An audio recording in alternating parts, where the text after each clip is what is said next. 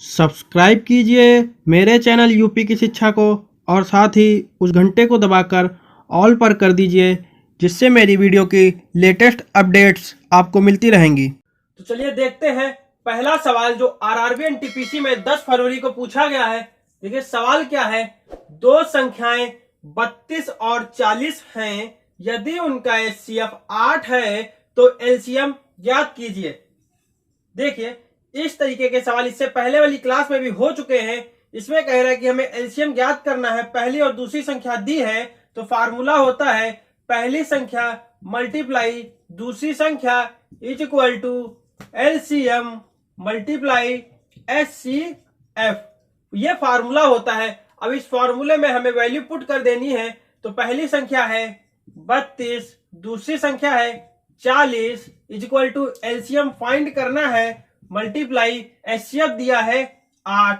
ठीक है, अब हम इसको सॉल्व कर लेंगे तो 8 पंचे 40, LCM is equal to 32 multiply 5 is equal to 160, LCM आ गया 160। तो चलिए अब देखते हैं दूसरा सवाल जो आरआरबी एनटीपीसी में 10 फरवरी को पूछा गया है। दूसरा सवाल क्या है कि 288 में किस संख्या से गुणा किया जाए कि पूर्ण घन बन जाए।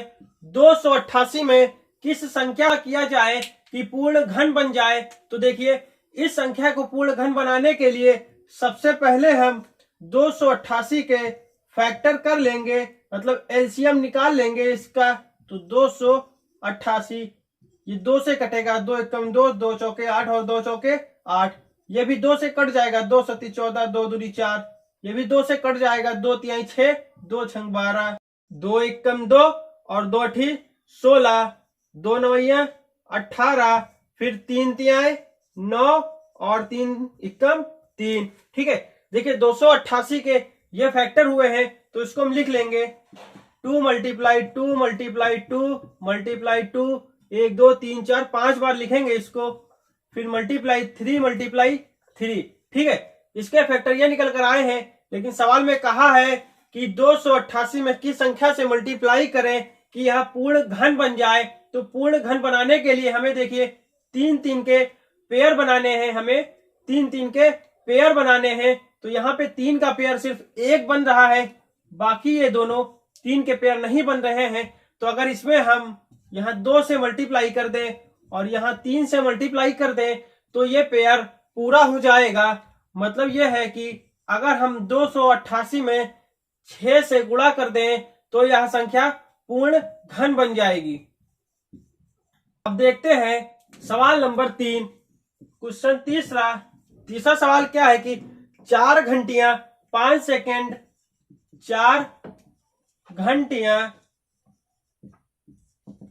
5 second, 6 second, 7 second, 5 second, 6 second, 7 second और 8 सेकेंड और 8 सेकेंड के अंतराल पर बजती हैं। तो यदि एक साथ 8 बजे बजती हैं, यदि एक साथ 8 बजे बजती हैं तो दोबारा एक साथ कब बजेंगी। देखिए सवाल यह है कि 4 घंटियां 5 सेकेंड, 6 सेकेंड, 7 सेकेंड और 8 सेकेंड के अंतराल पर बजती हैं, लेकिन एक साथ वो 8 बजे बजती हैं। तो दोबारा ये सारी घंटियां एक साथ कितने बजे बजेंगी ये हमें बताना है। तो चलिए इसको सॉल्व करते हैं। देखिए सबसे पहले हम इनका एलसीएम निकाल लेंगे, 5 6 7 8।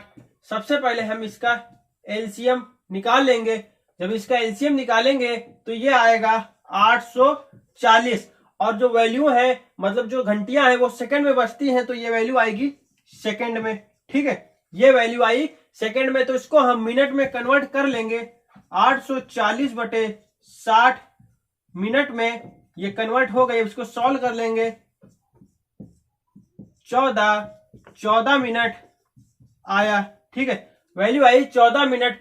तो घंटियां थी वो एक साथ 8 बजे बजती थी, तो अब हमें बताना है कि दोबारा वो कितने बजे बजेंगी। तो हम यहाँ पे 8 बजे में 14 मिनट ऐड कर देंगे तो ये हो जाएगा 8:14। ठीक है, 8:14 पर ये घंटियां दोबारा एक साथ बजेंगी। अब देखते हैं क्वेश्चन नंबर 4। क्वेश्चन 4 क्या है कि दो संख्याओं का अनुपात 3:4 है और उनका एचसीएफ 4 है। देखिए, दो संख्याओं का अनुपात 3:4 है और उनका एचसीएफ भी 4 है और उनका एचसीएफ बताना है। ठीक है, तो हमें एलसीएम बताना है। देखिए, इसको हम ट्रिक से सॉल्व करेंगे। देखिए, दो संख्याओं का अनुपात दिया है, ठीक है, और एचसीएफ भी दिया है, तो हम इस एचसीएफ को इन दोनों में से किसी एक संख्या में गुणा कर देंगे, चाहे 3 में कर दें या 4 में कर दें, किसी एक संख्या में गुणा कर देंगे और जो वैल्यू आएगी उसको दूसरे रेशियो की वैल्यू के साथ मल्टीप्लाई कर देंगे और आपका एलसीएम निकल आएगा। तो देखिए, एलसीएम इक्वल टू हम किसी एक वैल्यू के साथ मल्टीप्लाई कर देते हैं। मान लिया 4 की 3 के साथ मल्टीप्लाई कर दिए तो ये आएगा 12 आया। ठीक है, ये आया 12, तो इस 12 को हम इस 4 के साथ मल्टीप्लाई कर देंगे तो ये आ जाएगा 48। एलसीएम निकल कर आ गया 48। अब देखते हैं क्वेश्चन नंबर 5। क्वेश्चन 5 क्या है कि 4 सबसे छोटी अभाज्य संख्याओं का योग क्या होगा। 4 सबसे छोटी अभाज्य संख्याओं का योग क्या होगा, यह सवाल है। तो सबसे पहली अभाज्य संख्या, जो सबसे छोटी अभाज्य संख्या है वो 2, फिर दूसरी 3, 5, 7। ठीक है, 4 सबसे छोटी अभाज्य संख्या निकल कर आ गई है और पूछा है कि इनका योग क्या है, तो इनको ऐड कर देना है। 7 3 10, 5 15 और 2 17, यही आंसर है। ठीक है दोस्तों, अब देखते हैं सवाल नंबर 6। सवाल नंबर 6 देखते हैं। 6 क्या है, यदि ए का 10% बी के 20% के बराबर है, यदि ए का 10% बी के 20% के बराबर है, बी के 20% के साथ बराबर है, तो ए और बी का अनुपात क्या होगा। तो ए अनुपात बी का मान पूछा है। ठीक है, तो चलिए सॉल्व करते हैं। देखिए, लिखा है ए का 10% तो 10/100 इक्वल टू बी का 20% तो 20/100। 100 से 100 कैंसिल हो गया। ठीक है, तो ये आया A/B बराबर 20/10। 0 से 0 कैंसिल, 2/1। तो इसको हम लिख सकते हैं A अनुपात B का मान आया है 2:1। ठीक है, A/B का मान आ गया है 2:1। सवाल नंबर 7 देखते हैं कि यदि 1.5x बराबर 0.04y है, यदि 1.5x बराबर 0.04y है, तो y minus x upon y plus x का मान हमें बताना है। ठीक है, y माइनस x और y प्लस x का मान हमें बताना है। तो यहां से हम x अपॉन y निकाल लेंगे। x अपॉन y बराबर 0.04 अपॉन 1.5। ठीक है, अब देखिए, इसमें पॉइंट जो है दशमलव है, एक संख्या के बाद लगा है, लेकिन इसमें दशमलव दो संख्या के बाद लगा है। तो हम इसको सबसे पहले बराबर कर लेंगे। तो इसके लिए हम इसमें अंश और हर में 100 से मल्टीप्लाई कर देंगे। तो जब इसकी 100 से मल्टीप्लाई करेंगे तो ये आएगा 4 और इसकी करेंगे तो ये आएगा 150 और ये कट जाएगा, 2 दूनी 4 और 2 75 बार में कटेगा 150। तो ये आएगा 2/75। x अपॉन y आया है 2/75 और इसको हम लिख सकते हैं x/y को 2/75, यानी कि x का मान 2 आया है और y का मान 75 आया है। तो यहां से हम वैल्यू पुट कर देंगे। 75 माइनस का 2/2 इज इक्वल टू 73/77। यही आंसर है। अब देखते हैं सवाल नंबर 8। सवाल नंबर 8 क्या है कि 6 पाइप किसी टंकी को 1 घंटे 20 मिनट में भर सकते हैं।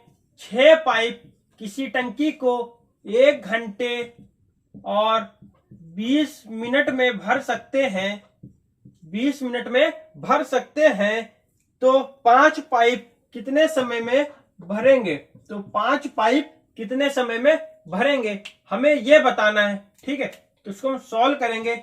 6 पाइप, इसको हम लिखेंगे 20 मिनट को हम लोग लिख सकते हैं 20/60, 1/3। ठीक है, तो इसको हम 1/3 लिख सकते हैं। तो 1 प्लस का 1/3, इसको सॉल्व कर लेंगे। 3 कम 3 1, 4/3।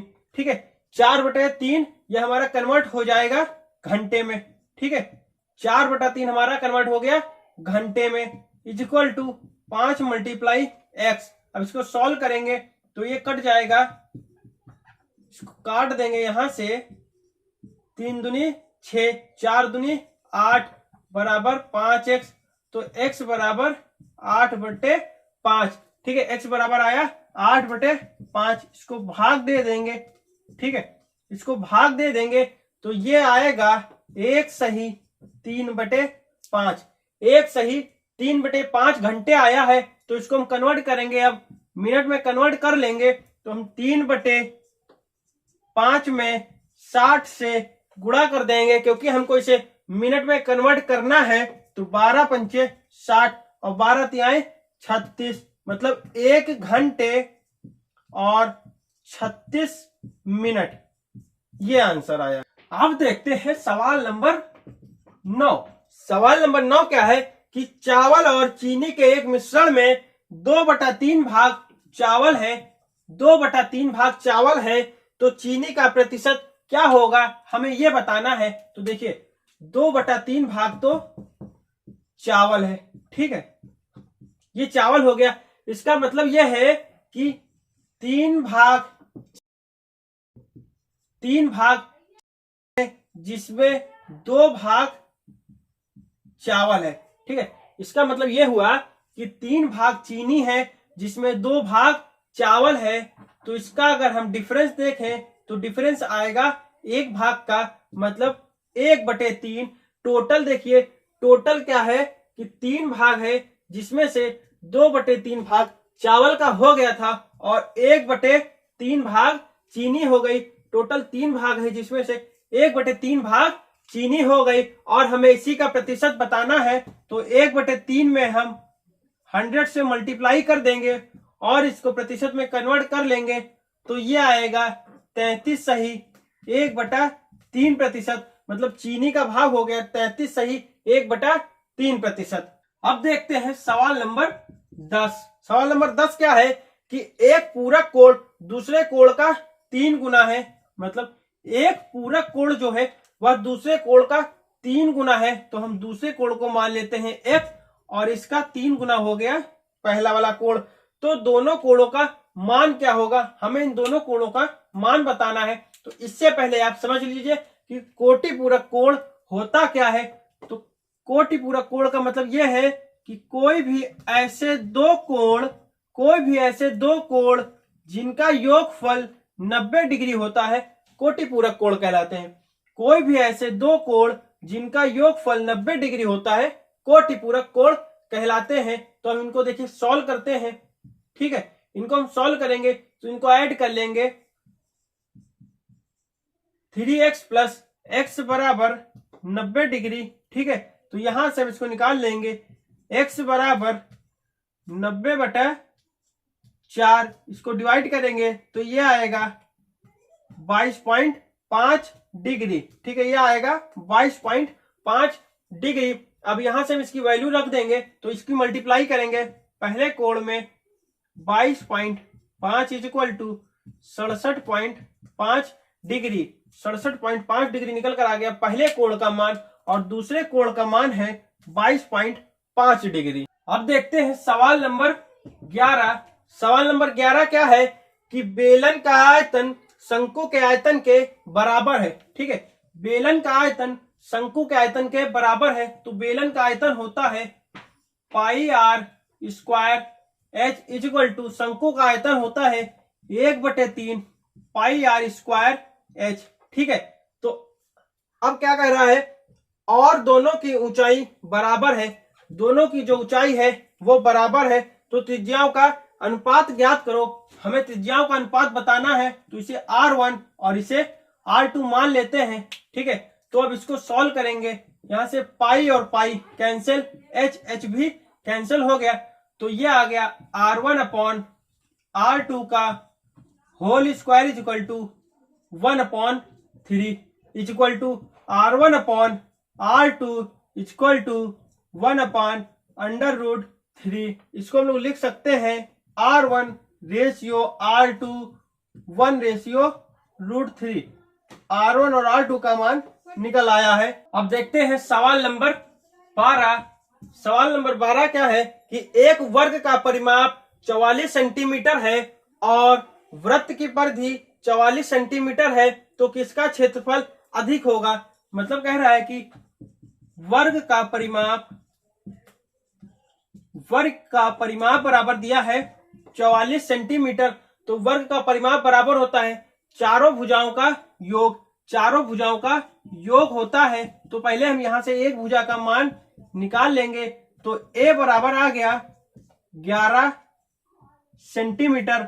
मतलब एक भुजा का मान निकल कर आ गया है 11 सेंटीमीटर। उसके बाद कह रहा है कि वृत्त की परिधि 44 सेंटीमीटर है, वृत्त की परिधि भी 44 सेंटीमीटर है, 44 सेंटीमीटर है, तो वृत्त की परिधि बराबर होता है 2 pi r is equal to 44 centimetre. तो यहां से हम r बराबर भी निकाल लेंगे, तो 2 मल्टीप्लाई 22/7 पाई की वैल्यू पुट कर दी, multiply r is equal to 44। तो इसको काट देंगे, ये 22 दूना 44 पूरा कट जाएगा, तो ये आएगा r बराबर 7 सेंटीमीटर। ठीक है, r का मान भी निकल कर आ गया है। तो उसने पूछा है कि दोनों में से किसका क्षेत्रफल अधिक होगा। दोनों में से किसका क्षेत्रफल अधिक है, तो वर्ग का क्षेत्रफल का फार्मूला होता है भुजा का स्क्वायर और वृत्त का क्षेत्रफल होता है पाई आर स्क्वायर। तो इस पे हम भुजा के स्क्वायर पे इसकी वैल्यू पुट करेंगे, तो ये हो जाएगा 121 और पाई आर स्क्वायर में लिखेंगे 22/7 मल्टीप्लाई आर का मान निकल कर आया है 7 मल्टीप्लाई 7, 7 से 7 कैंसिल हो जाएगा, तो ये आएगा 121 और इसकी मल्टीप्लाई कर लेंगे तो 7 दूनी 14 और 7 दूनी 14 15। 121 वर्ग का आया है क्षेत्रफल और 154 आया है वृत्त का क्षेत्रफल। तो पूछा है दोनों में से किसका क्षेत्रफल अधिक है, तो वृत्त का क्षेत्रफल वर्ग के क्षेत्रफल से अधिक है। अब देखते हैं अगला सवाल। अगला सवाल क्या है, a/2 बराबर b/3 बराबर c/4 है, तो a plus b plus c/c का मान हमें बताना है। ठीक है, a/2 equal to b/3 equal to c/4 है, तो a plus b plus c/c का मान हमें बताना है। तो देखिए सबसे पहले हम इन दो को सॉल्व करेंगे, इससे हमें भी कोई मतलब नहीं है। पहले इन दोनों को सॉल्व करते हैं, तो इसको लिखेंगे a/2 बराबर b/3। इसको हम लोग लिख सकते हैं a/b बराबर 2/3। ठीक है, इसको हम ये भी लिख सकते हैं और इसको भी हम लिख सकते हैं a/b। इसका मान आया 2/3। मतलब हम कह सकते हैं कि a का मान 2 आया है और b का मान 3 आया है। अब हम लोग इन दोनों को सॉल्व करेंगे और पहले वाले से हमें कोई मतलब नहीं है, तो इसको सॉल्व करेंगे। इसको लिखेंगे b/3 इक्वल टू c/4। ठीक है, अब हम इसको लिख सकते हैं b/c इक्वल टू 3/4 और इसको भी लिख सकते हैं रेशियो में b/c और इनकी वैल्यू आ गई 3/4। मतलब हम कह सकते हैं कि b का मान 3 और c का मान 4 आया है। अब इसको हम सॉल्व करेंगे, लेकिन इसके लिए हमें सिर्फ 2 कंडीशंस को पहले देखना है कि यहाँ पे जिसका अंत हुआ है उसका यहाँ से प्रारंभ हुआ हो, मतलब यहाँ पे जो अंत हो रहा हो उसका ही यहाँ से प्रारंभ हो रहा हो। पहली कंडीशन ये है, और दूसरी कंडीशन में ये देखेंगे कि b का मान जो यहाँ पर है, b का मान जो यहाँ पर है वही मान यहाँ पर भी होना चाहिए, तब हम इस क्वेश्चन को सॉल्व करेंगे। तो देखिए b का मान यहाँ पर भी 3 है और यहाँ पर भी 3 है, तो दोनों कंडीशंस अप्लाई हो रही हैं। तो हम इसको सॉल्व कर लेंगे। तो a plus b plus c upon c equal to a की वैल्यू 2, b की 3, c की 4 और अपॉन 4, ये हो जाएगा 4 3 7 2 9/4। यही आंसर है।